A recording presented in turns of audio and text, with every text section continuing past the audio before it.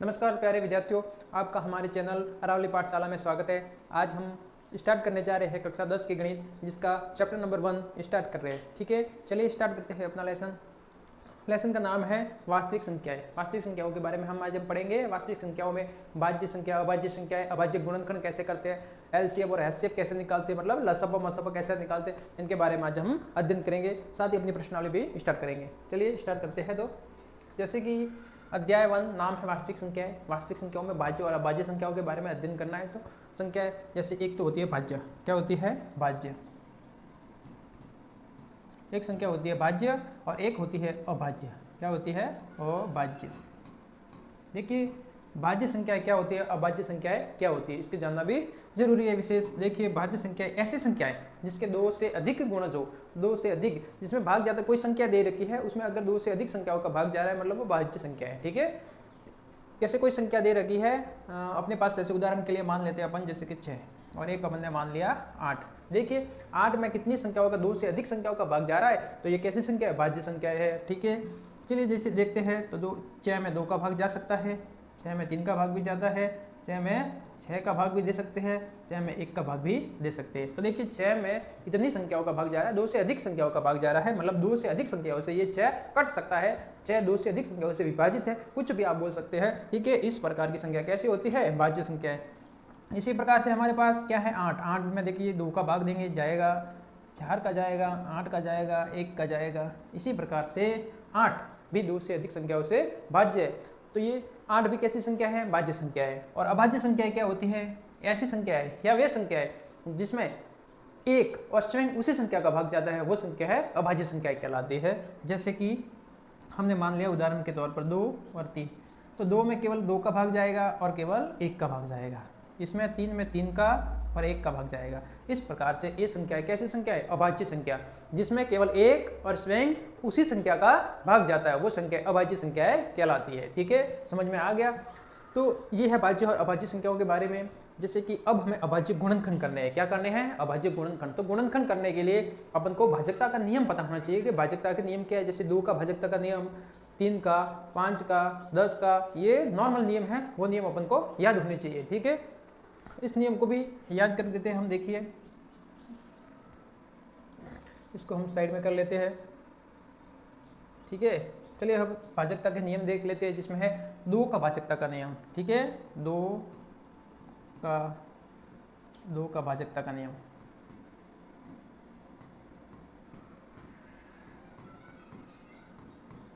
देखिए 2 के भाजकता के नियम में क्या होता है, जिसमें कोई भी संख्या दे रखी है, मतलब वो संख्या 2 से विभाजित है या नहीं है, वो पता कैसे करेंगे। यदि संख्या में इकाई अंक, यदि इकाई अंक कैसा होना चाहिए, 0, 2, 4, 6 और 8, मतलब सम संख्या, अर्थात मतलब ये कैसी संख्या है, सम संख्या, अर्थात सम संख्या होना चाहिए। ठीक है, सम संख्या हो तो वो 2 से पूर्ण रूप से विभाजित संख्या होगी। ठीक है, जैसे उदाहरण मान लेते हैं 3, 4, 6, 8। देखिए इसमें लास्ट वाला इकाई अंक कितना है, 8, मतलब ये संख्या 2 से विभाजित है। अब हम देख लेते हैं 3 का भाजकता नियम। 3 का भाजकता नियम, देखिए 3 का भाजकता नियम क्या कहता है, इसमें अंकों का योग करना पड़ता है। क्या करना पड़ता है, अंकों का योग। देखिए अंकों का योग करने पर यदि उस योग में 3 का भाग जाता है तो उस संख्या में भी 3 का भाग पूरा जाएगा। जैसे कि अपन मान लेते हैं 39 से अंकों को जोड़ा, 3 + 9 कितने हो गए, 12। देखिए 12 3 से विभाजित है कि नहीं है, 3 से विभाजित है। तो 12 3 से विभाजित है तो ये 39 संख्या होगी, ये भी 3 से विभाजित होगी। अगर 12 में इन अंकों को जोड़ा, 12 आया, 12 में 3 का भाग जा रहा है तो 39 में भी 3 का भाग जाएगा। ये 3 का भाजकता का नियम कहता है। ठीक है, अब आते हैं 5 का भाजकता नियम। 5 का भाजकता नियम, देखिए 5 का भाजकता नियम क्या होता है, 5 का भाजकता नियम में होता है इकाई का अंक होता है वो होना चाहिए 0 या 5। ठीक है, कोई भी संख्या है जिसमें इकाई का अंक 0 व 5 है, वह संख्या 5 से पूर्ण रूप से विभाजित होगी। ठीक है, जैसे कि उदाहरण मान लेते हैं अपन, जैसे कि 5, 6, 8, 9, 5 ये संख्या, इसमें 5 का भाग पूरा जाएगा। ठीक है, समझ में आया। यहाँ तक उम्मीद करते समझ में आया होगा। ये बहुत ही बेसिक सी चीज़ है जो आगे वाली कक्षाओं में, पहले पिछली कक्षाओं में आप पढ़ के आए होंगे, शायद नहीं भी पढ़ी होती कोई बात नहीं, अब हम पढ़ रहे हैं। ठीक है, एक यह नियम रह गया 10 का भाजकता नियम।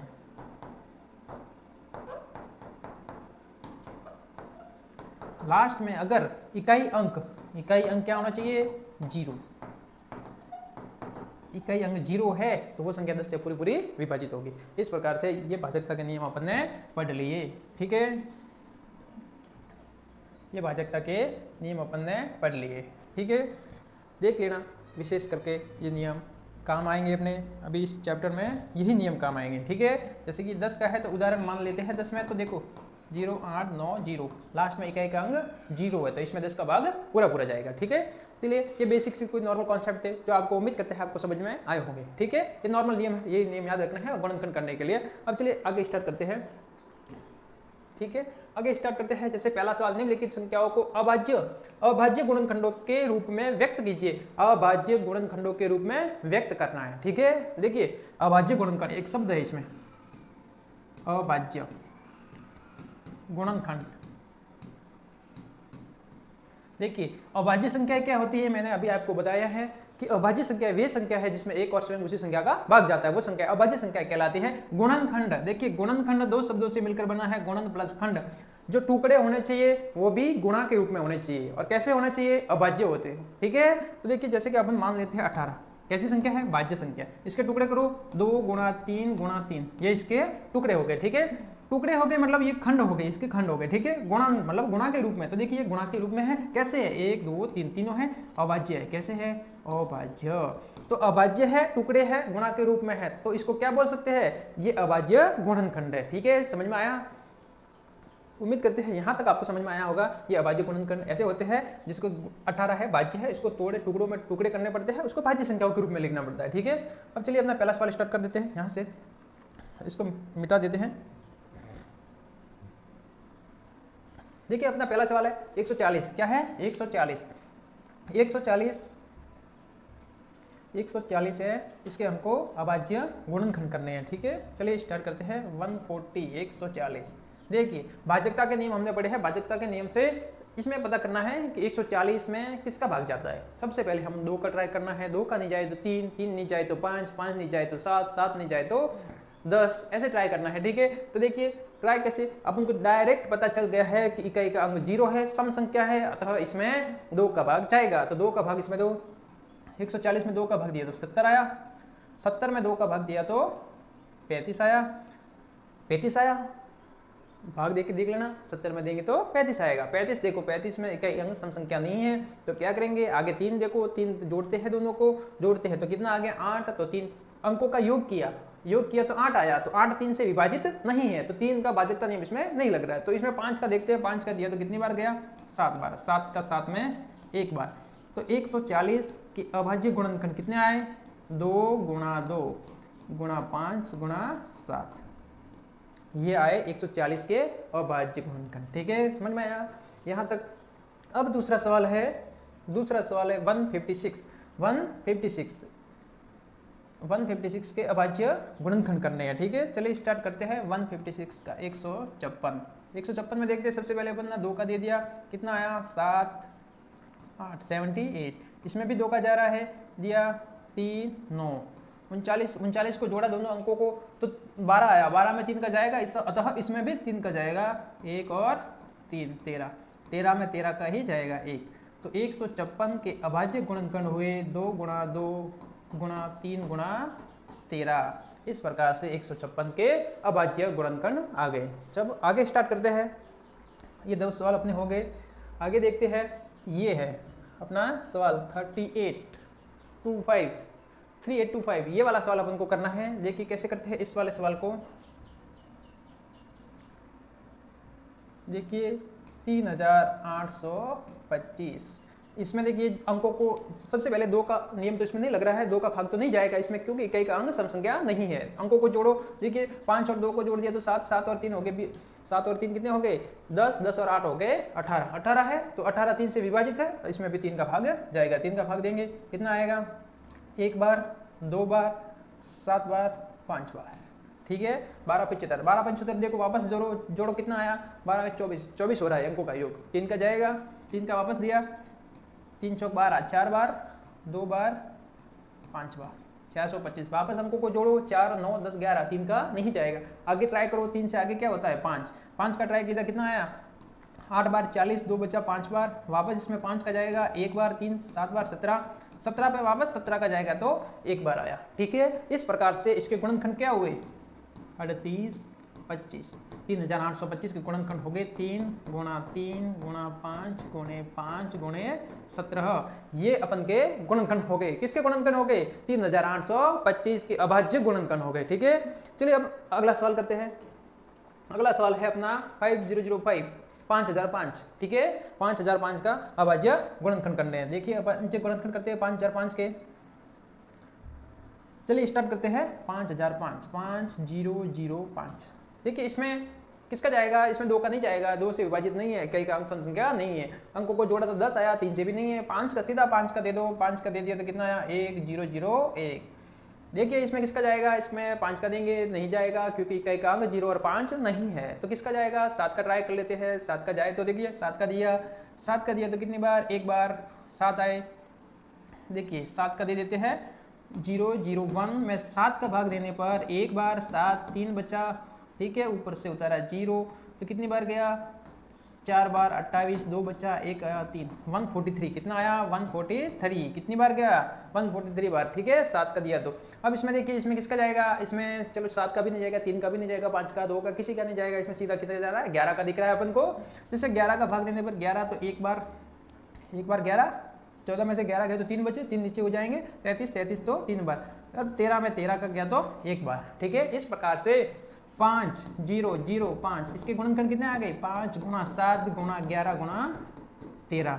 ये 5005 के गुणनखंड 5005 के अभाज्य गुणनखंड हो गए 5 गुणा 7 गुणा 11 गुणा 13, ठीक है।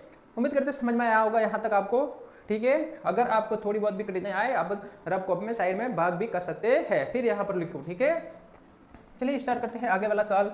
आगे वाला सवाल क्या है 7429, ठीक है। इसका अभाज्य गुणनखंड करते हैं। देखिए 7429 इसके अभाज्य गुणनखंड करते हैं। देखिए इसमें किसका भाग देंगे, सबसे पहले देखिए इसमें 2 का भाग तो जाएगा ही नहीं, पीछे 9 है, ठीक है। 3 का देखेंगे 3 का भी नहीं जाएगा, क्यों देखिए 16 16 और 4 20 और 22 हो गए, 22 हो गए तो इसमें 3 का भी नहीं जाएगा, 3 का नहीं जाएगा। 5 का देखते हैं, 5 का भी नहीं जाएगा। 7 का ट्रायल कर लेना, 7 का भी नहीं जाएगा। सीधा इसमें किसका भाग जाएगा, सीधा इसमें 17 का ट्राई करो आप, किसका 17 का। देखिए 17 का देते कितनी बार गया 17 34 4 बार, कितना आया 68 6 3 बार 1 ठीक है। ऊपर से उतारा 9 17 7 119 437 17 का गया। इसमें किसका गया 17 का, कितने आया 437। इसमें आप ट्राई करोगे किसी का भी नहीं जाए, इसमें सीधा 19 का जाएगा। किसका जाएगा 19 का। तो चलो 19 का ट्राई करते हैं। इसमें देखिए ये वाला आप रब कर दो। देखिए 19 का ट्राई करते हैं, ठीक है। देखिए 19 का इसमें जाएगा 437, इसमें 19 का भाग देंगे कितना आएगा 19 1 19 19 नहीं 38, 2 बार आया 38 आया, कितना बचा 5 3 बार 23, कितना आया 23 में किसका जाएगा 23 का ही जाएगा, मतलब 7429। इसके गुणनखंड आ गए 17 गुणा 19 गुणा 23, ये इसके क्या हो गए गुणनखंड, ठीक है। उम्मीद करते हैं आपको पहला सवाल बहुत ही बढ़िया तरीके से समझ में आया होगा, ठीक है। चलिए अब अपने नेक्स्ट सवाल पर चलते हैं, अगला सवाल करते हैं।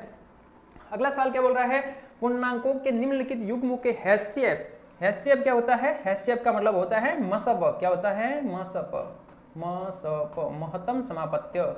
और एक है एलसीएम, एलसीएम का मतलब होता है लसप। क्या होता है लसप, लघुत्तम समापत्य, ठीक है। समझ में आया। ज्ञात कीजिए तथा इसकी जांच कीजिए कि क्या दोनों संख्याओं का गुणनफल एचसीएफ इंटू एलसीएम के बराबर है कि नहीं है, ठीक है। मतलब दो संख्या दे रखी है, उन संख्याओं के दोनों के एचसीएफ और एलसीएम निकालने हैं, फिर उनको आपस में गुणा करना है एचसीएफ और एलसीएम का, और दोनों संख्याओं का भी गुणा करना है और दोनों पक्षों को बराबर सिद्ध करना है, ठीक है। चलिए स्टार्ट करते हैं। एचसीएफ और एलसीएम कैसे निकालते हैं? सबसे पहले तो अपन के पास दे रखा है पहला सवाल है 24 और 91 कितना है? 24 और 91। सबसे पहले ये है 24, एक और लाइन ले लेते हैं अपन, जैसे कि ये इसका निकाल लेंगे, ठीक है। चलिए अब है हमारे पास 26, तो 26 का हम सबसे पहले तो क्या करते हैं, इसके अभाज्य गुणनखंड करते हैं। अभाज्य गुणनखंड 2 का दिया कितना आया? 13 में 13 का दिया तो कितना आया? 1। ये इसके अभाज्य गुणनखंड हो गए। फिर क्या है हमारे पास? 91 के अभाज्य गुणनखंड करो तो 2 का सॉरी यहाँ 2 का नहीं जाएगा। बेटा क्यों 2 का नहीं जाएगा पता है आपको? देखिए क्योंकि इसमें सम संख्या नहीं है, इकाई का अंक सम संख्या नहीं है। तो अपन 3 का भी देखो 9 और 1 जोड़ दिया कितना हो गया? 10। 3 का भी नहीं जाएगा, ठीक है। तो अपन से 5 का नहीं जाएगा, 0 5 नहीं है। 7 का ट्राई करते हैं। 7 का देंगे तो कितना आएगा? 1 बार गया 7, 2 बचे 3 बार, ठीक है। इसमें 13 का 13 में गया तो 1 आया, ठीक है। समझ में आया यहाँ तक? देखिए ये इस दोनों के गुणनखंड हो गए। चलिए अब यहाँ पर लिख देते हैं 24 का गुणनखंड। 24 का गुणनखंड अपने आया है 2 गुना 13, और एक है 91 का गुणनखंड आया है 7 × 13, ठीक है। अब एक चीज है अपने पास एलसीएम का मतलब क्या होता है? लसअप, और एक है अपने पास एचसीएफ, और एचसीएफ का मतलब होता है मसअप, ठीक है। देखिए एलसीएम कैसे निकालते हैं? इन दोनों में आपको तुलना करनी है। क्या करनी है? तुलना करनी है कि कितनी संख्या आई है इन दोनों के गुणनफल में, टोटल संख्या कितनी है, उन संख्याओं में तुलना करनी है दोनों में कि ज्यादा बार संख्या किस में आई है, वो संख्या अपन को लेनी है। चलिए इसमें 2 है, 2 एक बार आया है, ठीक है। इसमें 2 बिल्कुल नहीं आया, तो ये वाला 2 अपन को ले लेना है, ठीक है। तो अपन 2 लेंगे ये वाला, तो ये आया 2, ठीक है। अब देखिए अपने पास 7 है, क्या है? 7 इसमें 0 है और इसमें 1 है, तो 7 ये वाला लेंगे 7, ठीक है। अब देखिए दोनों में से एक का लेना है, ठीक है, दोनों संख्याओं का नहीं लेना है। अब देखिए 13 देखिए इसमें भी एक बार, इसमें भी एक बार, तो दोनों में से एक बार किसी 13 को ले लेना है, ठीक है। दोनों में समान है 13, तो ये आया 13, ठीक है। यहाँ तक समझ में आया आपको? फिर देखिए अब निकाला आपस में इनका क्या करते हैं? गुणा करते हैं। तो देखिए 7 और 4 का गुणा, 7 और 2 का गुणा किया तो कितना आया? 14 और 13 का गुणा करना है आपस में। 14 और 13 का गुणा करेंगे कितना आया? 182। कितना आया? 182, ठीक है। तो यहाँ पर अपन लिख देंगे 182, ठीक है। समझ में आया? अब निकालना है अपने एचसीएफ कैसे निकालेंगे? एचसीएफ की दोनों में उभयनिष्ठ गुणनखंड लेना है। क्या लेना है? उभयनिष्ठ का मतलब होता है कॉमन, जो दोनों में आए उसको बोलते हैं कॉमन, ठीक है। जैसे देखिए इसमें भी 13 आ रहा है और नीचे वाले में भी 91 में भी 13 आ रहा है, दोनों में 13 आ रहा है, तो ये 13 क्या है? उभयनिष्ठ है, मतलब कॉमन है, दोनों में आ रहा है, समान है, ठीक है। तो इसमें 13 ही लेंगे, और कोई उभयनिष्ठ आ रहा है और कोई भी उभयनिष्ठ नहीं आ रहा है, तो इसका एचसीएफ क्या होगा? सिर्फ 13 होगा। इस प्रकार से एलसीएम और एचसीएफ को ज्ञात करते हैं, ठीक है। अब इसकी क्या करनी है? जांच करनी है। क्या करनी है? जांच करनी है। जांच करने के लिए देखिए अपन जांच भी कर लेते हैं इसकी। चलिए यही पर रहने देते हैं इसको। जांच यहाँ पर हो जाएगी अपने। जैसे कि जांच में क्या लिखना है? देखिए अपने जांच में लिख देना है जांच करनी है। तो जांच कैसे करनी है? देखिए जांच कीजिए कि 2 संख्याओं का गुणनफल, मतलब दोनों संख्याओं का गुणा करना है। तो 2 संख्याओं का गुणनफल बराबर एलसीएम इंटू एचसीएफ, ठीक है। देखिए 2 संख्याएं कौन कौन सी है? 24 और 91, एक 24 और 91, ठीक है, बराबर एचसीएफ और एलसीएम कितना है? 182 × 13। अब आपस में देखिए दोनों का गुणा करना है। देखिए 24 और 91 182, तो 182 और 13 का गुणा किया अपन ने, कितना आया? देखिए 3 6 आया, 3 का 8 बार किया 24 के 4 हासिल आ गई 2, 3 और 2 कितने हो गए? 5, ठीक है। 2 8 1 8 12 का 2 1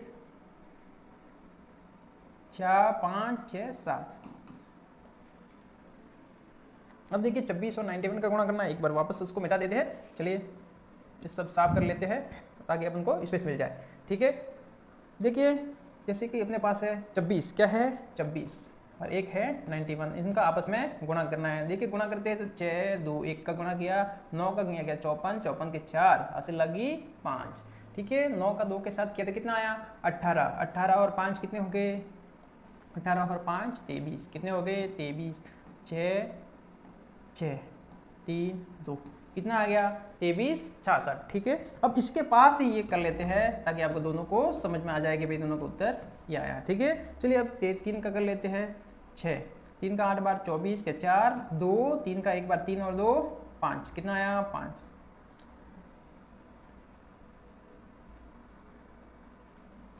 6 24 का 4 हासिल 2 3 और 2 कितने हो गए 5 गुणा ये 2 8 और ये 1 6 6 कितने हो गए 8 और 5 13 13 का 3 लगे 1 2। देखिए 23 66 23 66 दोनों क्या आए समान आए। इसका भी आया 23 66 23 66 ये जांच होगी। ठीक है दोनों पक्ष आपस में कैसे आने चाहिए बराबर आने चाहिए। इस प्रकार से ये इसकी जांच होगी। ठीक है चलिए अब अपना नेक्स्ट सवाल लेते हैं। आगे वाला सवाल क्या है आगे वाला है 510 और 92 का अपन को करना है। जैसे सबसे पहले अपन को दे रखा है 510।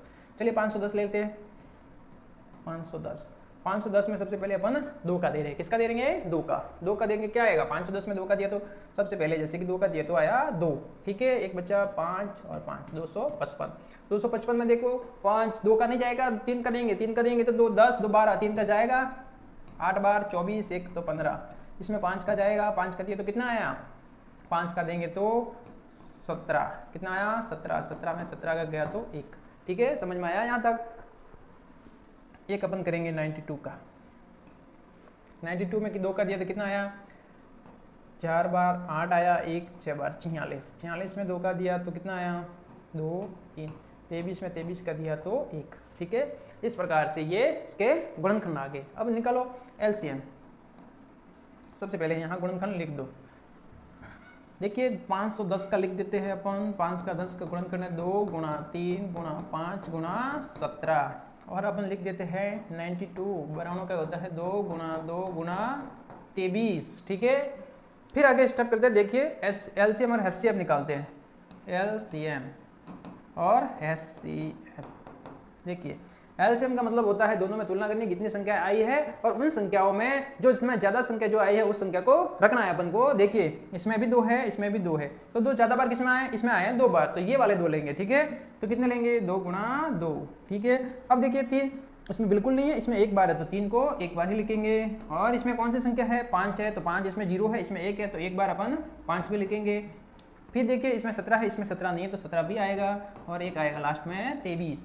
दोनों में तुलना करनी है जिसमें दोनों में अगर संख्याएं समान आ जाए तो कोई भी संख्या ले सकते हैं। ठीक है अगर देखिए 5 है इसमें 0 बार है इसमें 1 बार है तो ये वाला 5 लेंगे। इसमें 17 1 बार है इसमें 0 बार है तो ये 17 लेंगे। इसमें 2 है इसमें 2 है 2 इसमें ज़्यादा बार इसमें 2 है तो ये वाले 2 लेंगे 2 बार। ठीक है ऐसे करते हैं। अब इन सबका आपस में मल्टीप्लाई गुणा करना है। ठीक है फिर आगे देखिए एक हैसियत भी है। हैसियत के लिए उभयनिष्ठ गुणनखंड लेते हैं। क्या लेते हैं उभयनिष्ठ गुणनखंड। देखिए इसमें उभयनिष्ठ दोनों में कॉमन एक तो ये आ रहे हैं 2 ये 2 कॉमन आ रहे हैं। ठीक है और इसमें कॉमन कोई देखिए इसमें कोई कॉमन नहीं है और आगे ठीक है केवल 2 ही कॉमन है तो इसका हैसियत तो आएगा 2। ठीक है इसके लिए देखो गुणा करना पड़ेगा।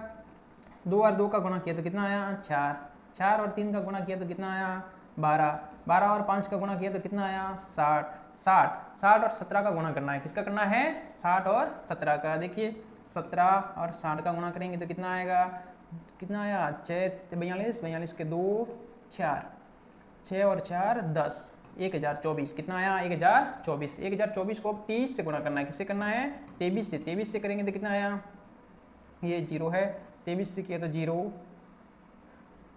3 से किया तो 0 3 एकम 6 0 3। ठीक है वापस 2 से करना है 0 4 0 2 तो कितना हुआ 0 6 4 3 2 23 460। इसका उत्तर आएगा 23 460। ये आया आपने LCM। ठीक है समझ में आया ये LCM है। अब गुणक उसको मिटा दो। यह आपको समझाने के लिए सिर्फ किए थे। ठीक है यहाँ पर लिख देना वापस 2 गुणा 3 गुणा 5। ठीक है 23 4। अब HCF आया है 2।